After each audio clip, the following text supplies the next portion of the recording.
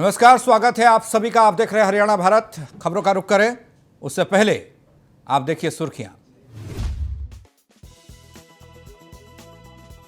किसान नेताओं और सरकार के बीच हुई 5वें दौर की बैठक। किसान संगठनों के 40 प्रतिनिधि हुए शामिल।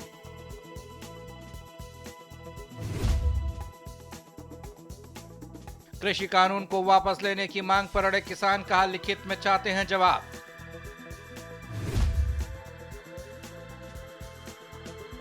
बैठक में किसानों ने ठुकराया सरकार का खाना। इससे पहले भी ठुकरा चुके हैं सरकारी खाना।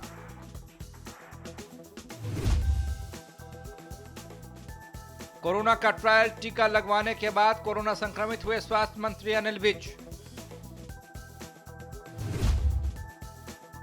क्रिकेटर युवराज सिंह के पिता ने हिंदुओं पर की विवादित टिप्पणी, सोशल मीडिया पर हो रहे ट्रोल। केंद्र के कृषि कानूनों के खिलाफ किसान दिल्ली बॉर्डर पर 10 दिन से जमे हुए हैं और इस दौरान किसान और सरकार के बीच 5वें दौर की बातचीत भी हुई।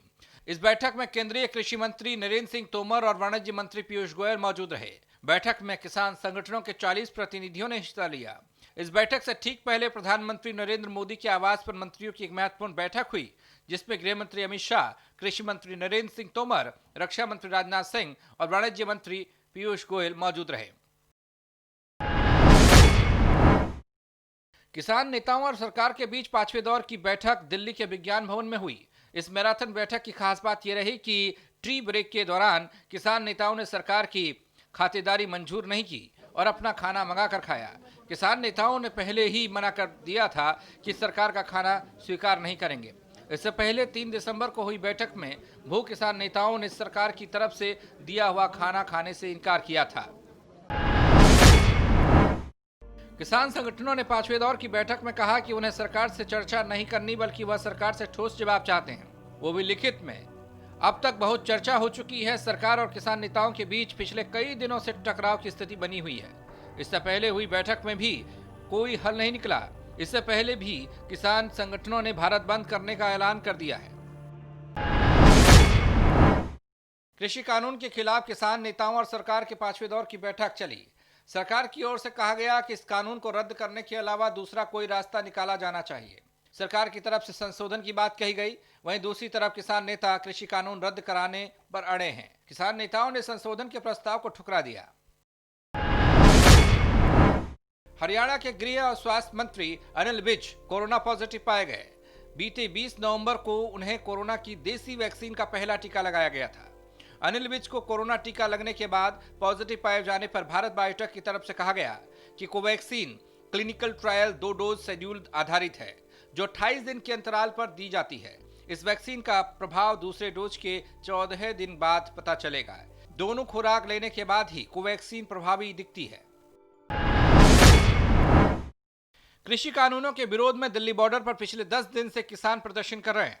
किसानों के उग्र होते आंदोलन के बीच टीकरी और कुंडली बॉर्डर पर आंदोलन कर रहे 170 से ज्यादा किसान बुखार और खांसी से पीड़ित हो गए। यहां लगे कैंप में हजारों किसान दवा ले रहे हैं और बार बार अपील के बावजूद किसान कोरोना टेस्ट नहीं करवा रहे हैं। जबकि अब तक टिकरी बॉर्डर पर बीमारी से 3 किसानों की मौत हो चुकी है, लेकिन अब तक पोस्टमार्टम न होने से कारण का पता नहीं चला है। कृषि कानून के खिलाफ बढ़ते प्रदर्शन के बीच पंजाब के क्रिकेटर युवराज सिंह के पिता योगराज भी विवाद में घिर गए। किसान आंदोलन में उनकी एक टिप्पणी के कारण उन्हें सोशल मीडिया पर ट्रोलिंग का सामना करना पड़ रहा है। 10 से 28 नवंबर को पंजाबी फिल्मों के अभिनेता योगराज सिंह किसान आंदोलन में किसानों को समर्थन देने सिंघू बॉर्डर पहुंचे थे और इसी दौरान उन्होंने अभद्र भाषा का इस्तेमाल किया। इसका वीडियो सोशल मीडिया पर वायरल होने के बाद #अरेस्ट योगराज सिंह ने सोशल मीडिया पर ट्रेंड करना शुरू किया। एक तरफ नई कृषि नीतियों के खिलाफ किसान विरोध कर रहे हैं, तो वहीं जींद में किसानों ने सरकार को मनाने के लिए एक अनोखा तरीका निकाला। उन्होंने प्रधानमंत्री मोदी के लिए 5 किलो का बूंदी का लड्डू बनाया। किसानों ने कहा कि किसानों और सरकार के बीच कड़वाहट कम हो सके, इसके लिए लड्डू भेजा जा रहा है। दरअसल कृषि कानून को वापस लेने की मांग को लेकर किसान सड़क पर हैं। ऐसे में इसे किसानों की ओर से सकारात्मक पहल कहा जा सकता है। हरियाणा से इंसानियत को शर्मसार करने वाली एक घटना सामने आई, जिसमें एक बहू ने 80 साल की सास के साथ मारपीट की और उसे घर से बाहर का रास्ता दिखा दिया। जब बुजुर्ग महिला का वीडियो वायरल हुआ तो पुलिस ने आरोपी बहू के खिलाफ 323, 506, 509 की धाराओं के तहत मुकदमा दर्ज करके गिरफ्तारी की। पुलिस अधिकारी ने बताया कि महिला को गिरफ्तार करके कोर्ट में पेश किया गया और बुजुर्ग महिला को उसके दूसरे बेटे के घर पहुंचा दिया गया। हरियाणा भारत में इतना ही। बाकी खबरों के लिए आप बने रहिए हमारे साथ।